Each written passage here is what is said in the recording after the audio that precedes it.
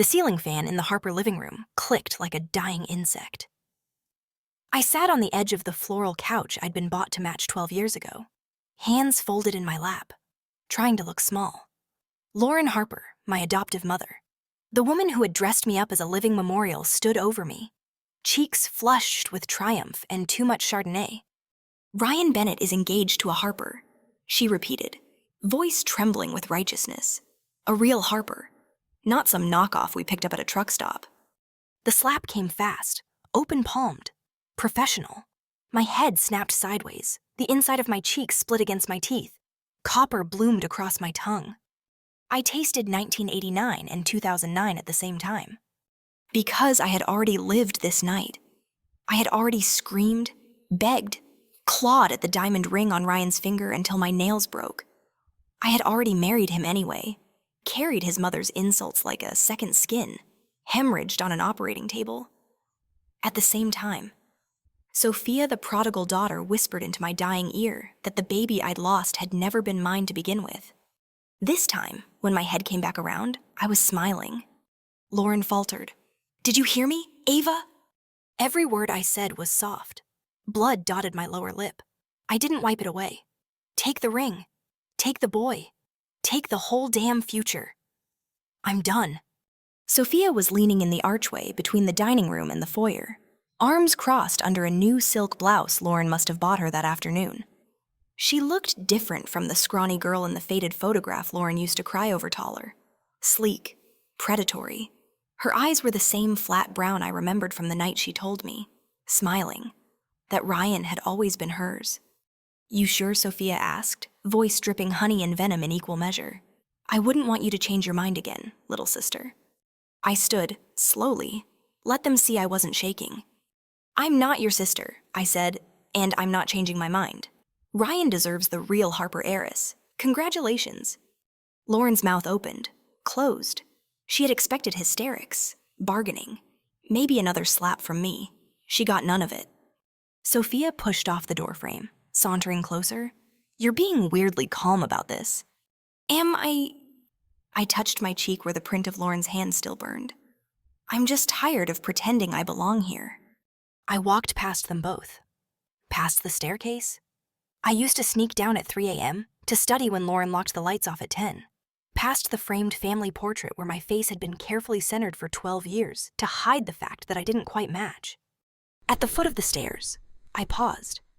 "Oh," I said, turning back with a sweet smile that didn't quite reach my eyes. "Tell Ryan I said good luck. He's going to need it." Then I went upstairs, closed my bedroom door with a polite click, and started packing. One duffel bag, $238 I'd hidden in a sanitary pad box for exactly this lifetime, my real birth certificate, the one Lauren never knew I found, and the acceptance letter to UCLA I had already decided to burn. I was done playing the spare. Diane Bennett greeted me at the door in a cloud of white diamonds and Virginia Slims. Ryan was still stationed at Camp Lejeune. He wouldn't be home until Friday. Perfect. "Ava, honey." Diane's hug was all bony elbows and obligation. Lauren called, said there's been some family restructuring. "You could say that." She ushered me into the sunroom where the table was already set with her good china, the one with the tiny cracked teacup she blamed on me when we were 9. "I made peach cobbler," she sang, as if sugar could fix what was coming. I waited until she poured the iced tea. "Diane," I said, folding my hands like a good Southern girl, "I need to tell you something, and I need you to listen without interrupting." She lit a cigarette, intrigued. "Go on." "I'm pregnant." The cigarette stopped halfway to her lips. Ash fluttered onto the white tablecloth. "Ryan and I, that weekend he was home in June, we got carried away." I let my voice crack perfectly. 12 years of living with Lauren had taught me exactly how to sound fragile. I didn't want to say anything until I was sure. But the test this morning. Diane made a strangled noise. The cigarette fell, rolled, and scorched a brown crescent into the lace. "You're 17, she whispered. 18 next month. I placed a protective hand low on my stomach. I know this is sudden. I know y'all had plans for Ryan's career. But I love him. And this baby. Diane was already moving. She gripped my shoulders hard enough to bruise. "Does Lauren know?" "Not yet." I let tears well easy when you've practiced in a mirror. She's preoccupied with Sophia right now. I didn't want to add to the drama. Diane's eyes gleamed with the feral joy of a woman who had waited 20 years for a grandchild to lord over Bridge Club. "You poor thing," she crooned, pulling me into a hug that smelled like nicotine and desperation. "Don't you worry. Mama Diane's gonna take care of everything." By the time I left 2 hours later, I had $800 cash for prenatal vitamins and cute maternity clothes. A Greyhound ticket to Los Angeles purchased on Diane's credit card so the baby travels in comfort, and a Tupperware of peach cobbler I fully intended to leave on the Harper porch to rot in the Georgia heat. I also had Diane's promise sworn on her mother's Bible that she would personally handle telling Ryan and that Harper woman. Phase 2 is complete. I waited until I was 3 blocks away, hidden behind the azaleas at the end of Dogwood Lane, to spit the blood from my still swollen cheek into the grass. The sheet from Friday had turned a satisfying purple. I pressed 2 fingers to it and smiled. They thought they were feeding me poison. They had no idea I'd already built up immunity in another life. When I got home, the house was quiet. Lauren and Sophia had gone to the country club to show off the prodigal daughter.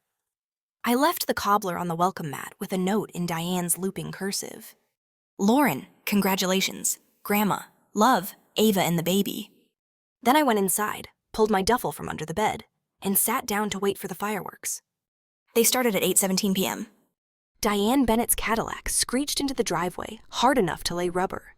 She stormed up the walk in her Sunday heels, waving that Tupperware like a grenade. Lauren met her on the porch.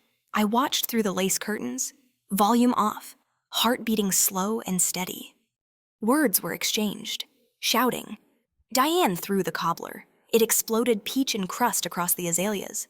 Lauren slapped a hand over her mouth. Sophia appeared in the doorway behind her, face pale beneath too much blush. I couldn't hear them, but I could read lips well enough. "Diane, my grandson." "Lauren, impossible." "Sophia, that little bitch lied." I zipped the duffel, slung it over my shoulder, and slipped out the back door while they were still screaming. The night air tasted like cut grass and an impending hurricane, somewhere down the street. A car alarm wailed. I walked toward the payphone at the Shell station, coins heavy in my pocket. One last call to make before I disappear. I dialed the Bennett house. Diane picked up on the first ring, voice raw from yelling. "It's me," I said quietly. "You lying little," she started. "There is no baby," I cut in, calm as Sunday communion. "But by tomorrow morning, every woman in Fulton County will believe Sophia got rid of it to keep Ryan for herself. Good luck explaining that at the officers' wives' luncheon." Silence. Then, there was a sound like a tea kettle about to explode. "Enjoy the family merger," I said, and hung up. I dropped the rest of my quarters into the slot and dialed the Greyhound station to confirm my 11:55 p.m.'s departure to Miami. Not L.A. I'd swapped the ticket this afternoon while Diane was busy writing me checks. As I waited for the bus under the buzzing fluorescent lights, I touched the bruise blooming across my cheek and laughed softly. They wanted me gone. I was already a ghost. And ghosts, I'd learned, can go anywhere. I never actually planned to catch the 11:55 bus with Diane Bennett's forged ticket. I just needed the rumor to have legs. Instead of heading straight to the station, I cut through the pine trees behind the Harper house, circled 2 subdivisions, and came out on the Bennett street from the opposite direction. Diane's Cadillac was gone off to scream on Lauren's porch. Exactly as scheduled. The house sat dark except for the blue flicker of the living room TV. Ryan's dad was in Saudi Arabia with Delta Airlines. Diane had the place to herself. I used the spare key Ryan had given me when we were 15 and still believed in forever. Inside smelled like potpourri and Virginia Slims. I left my shoes by the door so the carpet wouldn't show footprints. Upstairs, I slipped into Ryan's old bedroom Marine Corps posters, high school trophies, the faint ghost of Drakkar Noir. I opened his closet, pulled out the ugliest acrylic Christmas sweater Diane had knitted him 2 years ago, and stuffed it under the bedspread to make a body shape. Then I curled up on the window seat that overlooked the Harper backyard and waited. At 12:06 a.m., headlights swept the cul-de-sac. Diane's Cadillac fishtailed into her own driveway. She killed the engine but left the lights on, bathing both houses in white glare. Lauren's Lincoln followed 30 seconds later. Sophia was in the passenger seat, arms crossed, face twisted like she'd swallowed glass. I cracked Ryan's window an inch so I could hear. Diane was first out of the car, still clutching the ruined Tupperware like evidence. "You raised a liar and a whore," she bellowed across the shared lawn. Lauren stumbled out barefoot, bathrobe flapping. "Watch your mouth. Diane, your precious son is the one who... My son is 300 miles away serving his country, while your fake daughter tries to trap him with a bastard." Sophia slammed her door so hard the Lincoln rocked. "There is no baby, you stupid old bat, she made it up." Diane laughed, sharp and ugly. Funny. That's exactly what a guilty homewrecker would say after forcing a coat hanger job. I covered my mouth so they wouldn't hear me laugh. Lauren started crying, those big performative sobs she saved for funerals and PTA meetings. Sophia tried to drag her back inside, but Lauren shook her off and charged Diane like a rhinoceros in house slippers. The two mothers grappled on the shared lawn, hair rollers flying. Sophia stood frozen, mascara streaking. Somewhere down the street, a dog started barking. Porch lights popped on like flashbulbs. I closed the window, heart hammering with something brighter than rage joy. Let them tear each other apart. By tomorrow, the entire zip code would believe Sophia had either a aborted Ryan Bennett's baby or B paid someone to beat her until she miscarried so she could still fit into a debutante gown. Either version was social cyanide in 1989 Atlanta. I left the sweater lump under Ryan's covers, tucked the spare key back under the ugly ceramic frog by the door, and walked out the front as I belonged there. Nobody noticed. They were too busy filming the Real Housewives of Fulton County pilot on the grass. I still had one loose end. At 12:47 a.m., I stood under the buzzing Shell station lights and dialed Ryan's barracks payphone from memory. A guy with a thick Jersey accent answered. "Bennett here," I asked. "Yo, Bennett, your girl's on the line, and she sounds pissed." Boots on linoleum. Then Ryan's sleepy voice. "Ava, baby. It's almost 1. "I'm pregnant," I whispered, letting my voice crack. "Your mom knows. My mom knows. They're trying to force me to get rid of it." Silence. Then the sound of him sitting down hard. "Ava, I know what we did and didn't do," I cut in. "But they don't. And right now, both our mothers are outside screaming about abortions and shotguns. I'm scared. Ryan." I was not scared. I was electric. "I'm coming home," he said, already panicking. "I'll be there by morning." "Don't," I said quickly. "If you go AWOL, they'll lock you up. Stay there. I'll handle it." "Ava, I love you." I lied, soft and sweet, the way he used to beg me to say it when we were 16. "Whatever happens, I love you." I hung up before he could answer. Then I walked across the parking lot, dropped Diane's Greyhound ticket into the storm drain, and used my own cash to buy a one-way Trailways ticket to Miami, departing at 2:10 a.m. As the bus pulled out past the Shell station, I saw red and blue lights spinning in the distance. Somebody had finally called the cops on the country club cage match. I pressed my forehead to the cool window and smiled. Seed planted, ground fertilized with gossip and maternal hysteria. Now watch it grow. The bus smelled like bleach and fried onions. I took a window seat near the back, duffel on my lap like armor. Every mile felt like peeling off a layer of old skin. At the Macon transfer station, I bought a Coke and a honey bun with my last $5. Then sat on a bench under flickering fluorescence and waited for the Miami connection. That was when he showed up. Tall, sun-browned, maybe 21, faded Levi's, a white t-shirt stretched across shoulders that looked as if it were used to carrying something heavier than a backpack, a crooked smile that felt like trouble and home at the same time. "Mind if I sit?" he asked, Southern, but not from Georgia, perhaps from the Florida coast. I shrugged. He dropped down beside me, stretched long legs, and offered half a Charleston chew. "Ethan Miller," he said, "you look like you're running from the law or a husband. Possibly both." I took the candy. "Ava Harper.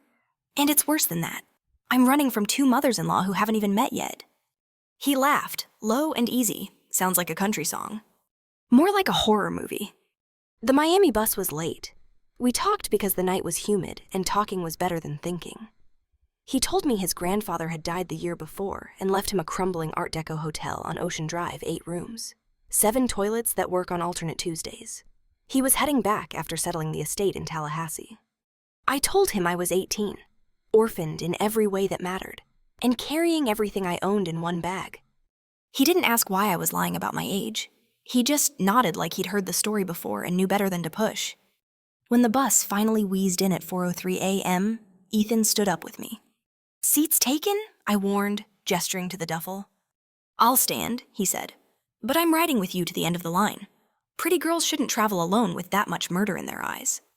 I should have told him to get lost. Instead, I moved the bag to the floor and let him sit. We didn't talk much after that. He read an old paperback Raymond Chandler.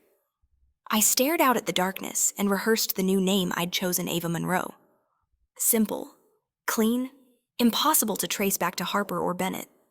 At a rest stop outside Daytona, Ethan came back from the vending machines with 2 coffees and a question.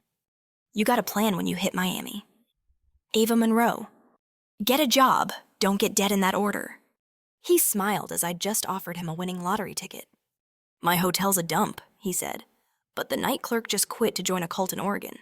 $20 a week plus a room the size of a closet. Are you any good with numbers?" I thought of the ledgers I used to keep hidden under my mattress, cooking Lauren's household books so she wouldn't notice how much Sophia was bleeding them for designer clothes.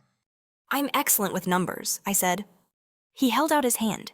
Calluses, engine grease under one nail, steady. "Then manage my books and keep the Colombians from burning the place down for insurance money. We'll call it destiny." I looked at his hand, at the road ahead, at the rearview mirror, reflecting a life I was finally leaving behind. I took it. His grip was warm, firm, and genuine. As the bus lurched back onto I-95, Ethan leaned over and whispered, "First rule of Miami, Ava, never trust anyone who smiles before noon." I laughed, actually laughed for the first time since the slap. "Good thing sunrise is still 2 hours away," I said. He squeezed my hand once, then let go to open his book again. I leaned my head against the window and watched Georgia disappear behind us, mile by mile, until the only thing left was the taste of burnt coffee, the hum of diesel, and the electric possibility of a city that didn't know my name yet. I was free. And I was just getting started. The first year in Miami was war, but it was my war.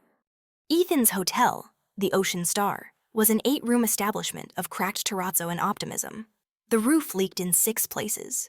The books were cooked worse than grits left on the stove. And 2 of the long-term tenants paid rent in favors for Ethan's uncle in Hialeah. Favors that smelled like diesel and came in brick-shaped packages. I fixed it all.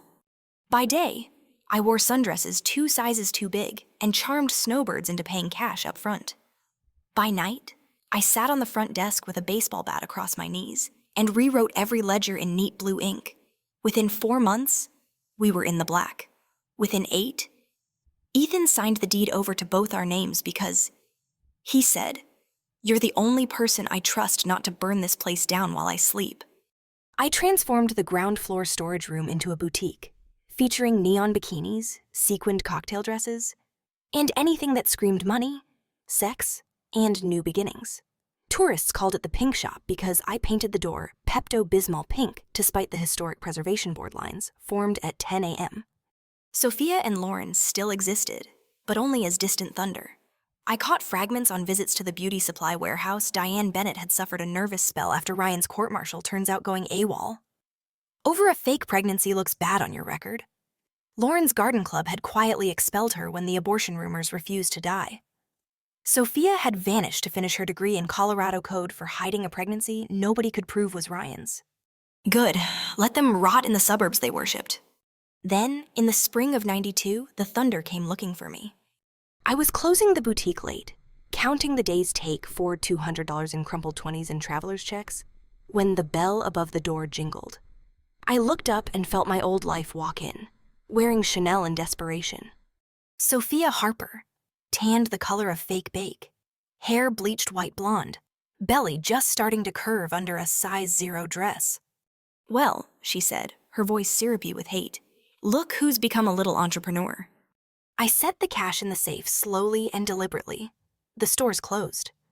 "Relax, sis, I'm not here to shop." She wandered the racks, trailing manicured nails over silk like she was pricing my soul. "I need money." Daddy cut me off after the misunderstanding with Ryan's mother. I almost laughed. Misunderstanding. That was one way to describe statutory levels of scandal. How much I asked. $25,000. Call it back rent for the 12 years you stole my life. I locked the safe, spun the dial, get out. She stepped closer, perfume choking the air. You think you're untouchable now? One phone call to the right reporter. Missing Georgia heiress, found running cash business in Miami Vice Central, and your cute little empire folds. IRS, immigration. Whoever I want. Your choice. For the first time since the slap, fear flickered. Not of her, never of her, but of losing everything I'd bled for. I looked her dead in the eye. You are threatening a woman who once convinced an entire county that you murdered a baby that never existed. Try me. Her smile faltered. I took one step forward. You have 5 seconds to walk out that door, or I'll start screaming that my pregnant sister is trying to rob me.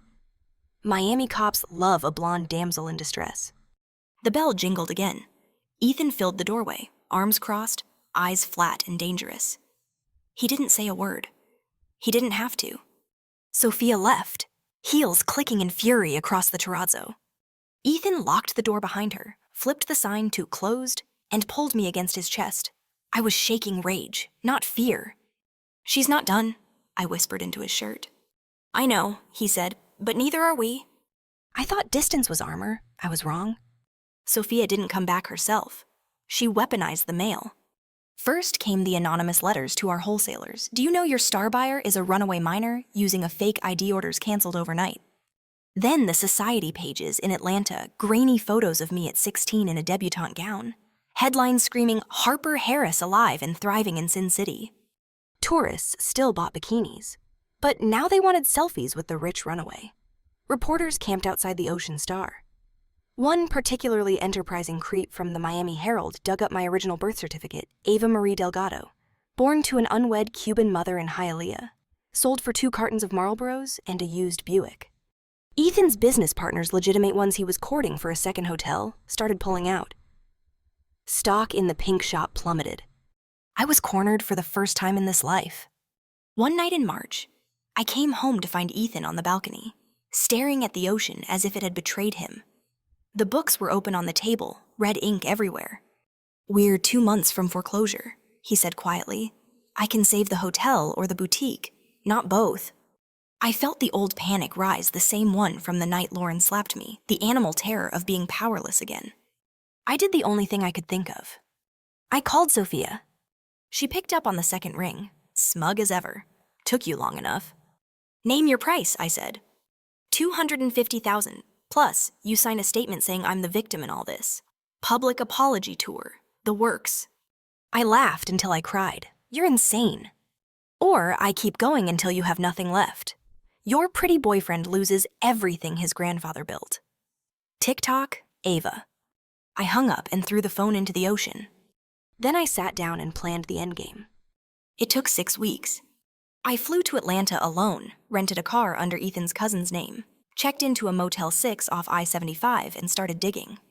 Lauren's husband, Richard, had died the year before heart attack, or so the obituary said. Lauren was living on pills and bridge club pity. Sophia had moved back home, 6 months pregnant, claiming the father was a European count. I hired the sleaziest private investigator in Fulton County cash. No questions.